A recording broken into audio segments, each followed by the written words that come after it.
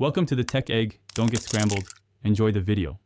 You begin by exporting the running configuration and saving a local backup, because you may need to restore settings.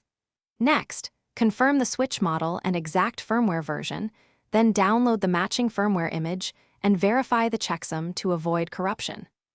Once done, put the device into maintenance or image mode and transfer the firmware using SCP or TFTP. Start the transfer and watch the file size and transfer log so you know the image arrived intact.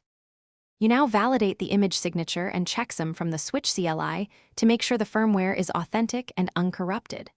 After that, schedule the maintenance window and notify stakeholders so users expect a reboot. Shut down non-critical services to avoid data loss. Then run the install or upgrade command. Monitor the console logs, progress bar, and CPU/memory load. If the install pauses, do not power cycle, record the last log lines, and wait for the device to finish processing. You complete the process by rebooting the Switch and verifying the new firmware version, plus essential services like VLAN, routing, and management access. Once booted, compare the running configuration to your backup and reapply any missing settings to ensure behavior matches before the update. Finally, test connectivity and performance under normal load. If the Switch fails to boot or behaves erratically, use the console to initiate the rollback or boot the safe mode image immediately.